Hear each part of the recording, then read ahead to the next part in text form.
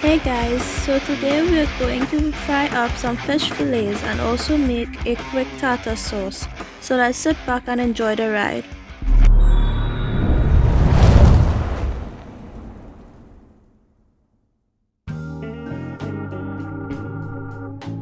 Hey boys and girls, let's go and season our fish fillets, and here's our ingredients.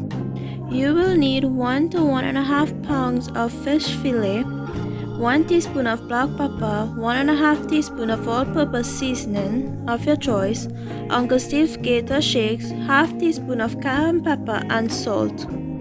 Hey guys, here I have a couple of Swai fish fillets, also known as Asian catfish.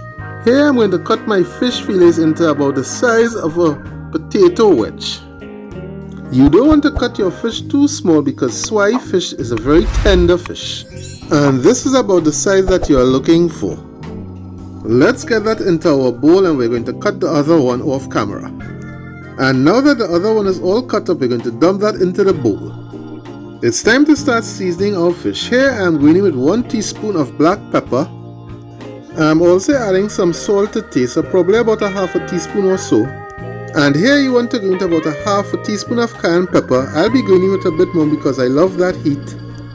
Last but not least, you want to go into about 1.5 teaspoons of Uncle Steve's GatorShake. I will have a link for Uncle Steve's website in the description box below. Now you want to use a spoon, or you can use your hands, and just give it a gentle mix to make sure that all those seasonings are properly well incorporated into that fish. Now that you have gotten your fish all seasoned up, let's put that in the fridge to marinate for about half an hour to 45 minutes. I would not go more than that. While our fish is marinating, let's go and make a quick tartar sauce, and here's our ingredients. You will need 1/4 to 1/2 cup of mayonnaise, 4 to 6 slices of dill pickle, 2 to 3 teaspoons of lemon juice, 1 to 1.5 tablespoon of fresh parsley, salt and black pepper. First off, for our tartar sauce, here I have some parsley which I'm going to give a rough chop. I want about a tablespoon and a half of parsley.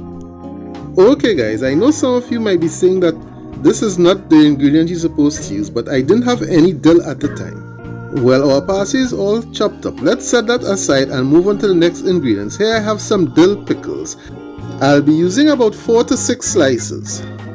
I say dill pickles is the key ingredient to making your tartar sauce. Now that I got my pickles down, I'm going to stack them and cut them into some thin strips and then turn it around to give it a fine dice. And guys, I'm sure you know how to do this, so we're going to speed it up a bit.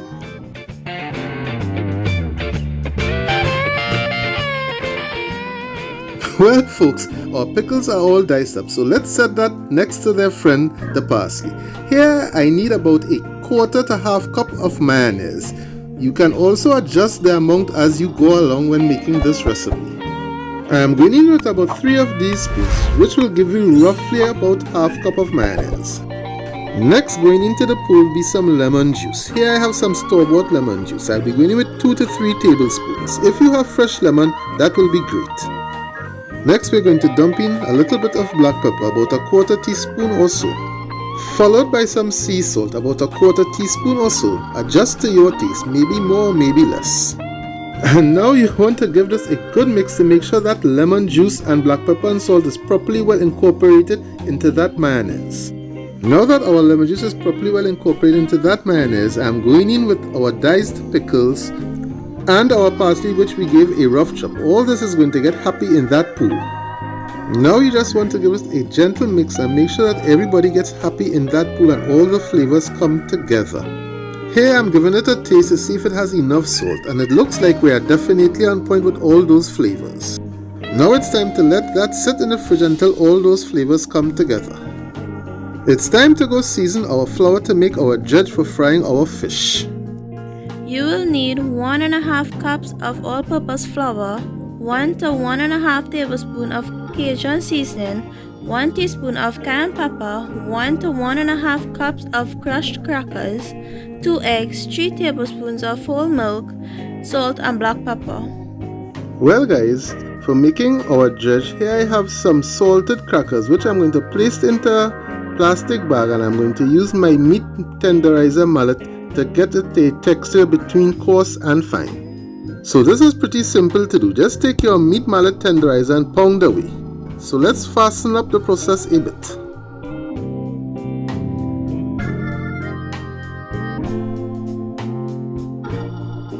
Well, it looks like we have got the texture that we are looking for. So let's give it a check and see what it looks like. Oh yes, and this looks like what we are looking for, between a fine and coarse texture. Now it's time to start seasoning our crackers. Here I'm going in with a couple pinches of sea salt.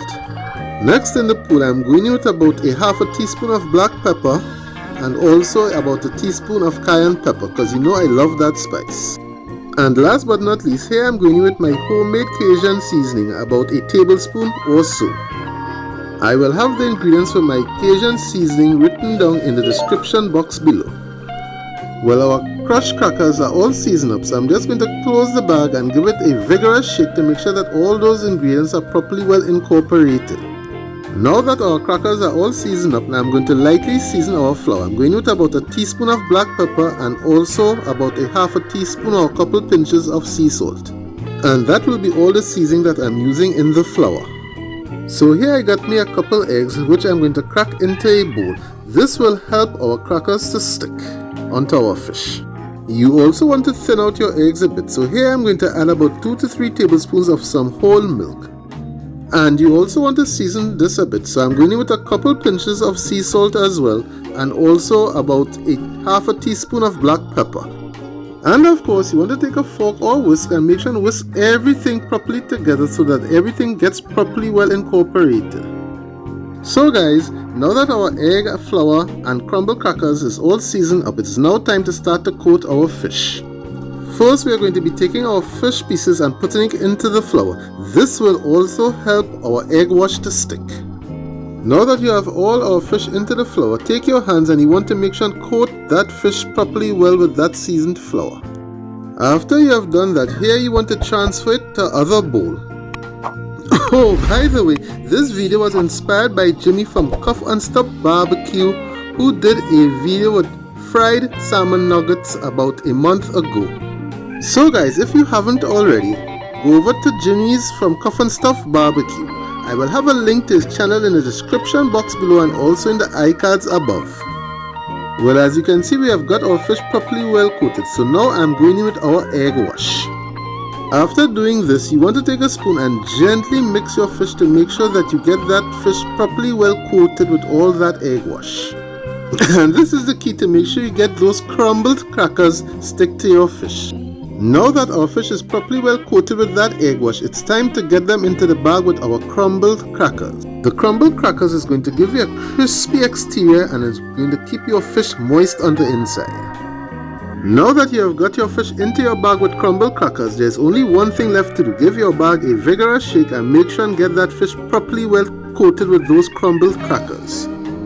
By now your fish should be properly well coated, so let's get them out of the bag and place them onto this plate. And here you can see that they're properly well coated with that crumbled crackers. Well, this is a bit of old school because this is how my grandmother used to do it back in the day. I say it looks good enough to eat already, but no it's not. And here's a bit of a close-up to see how our fish is looking. Well, I have my oil heating up by the time, so let's go and check the temp, and we are reading at 350 degrees Fahrenheit. And this is the temp you want to start frying your fish. So now we are going to gently lay our fish away from us into that oil, and you can see it starts to sizzle away as you lay your fish into the hot oil. Here I'm using a small pot, so you don't want to fry all the fish at once. You want to fry a little at a time because you don't want that oil temperature to drop on you, otherwise your fish won't be crispy at all. You want to also take your kitchen tongs and gently move them around in that oil because you don't want them to stick together. Well, about 3 to 5 minutes has gone by, so it's time to give them a flip. And look at that absolutely gorgeous golden brown color. So we're going to let that roll for another 2 to 3 minutes because we are looking for that golden brown color and also that crispiness on the outside. So I say it's time to give our fish a temp check, and we are reading at about 145 to 150 degrees internal. And it's time to get that fish out of that hot oil. And here you can see we have gotten that nice golden brown color that we are looking for, and our fish is definitely crispy on the outside.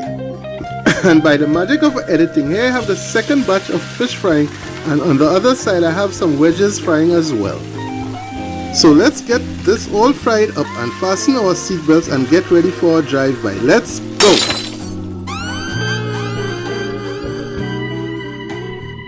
Well, boys and gals, here's our delicious crispy fried fillets with our tartar sauce, and it was so tasty.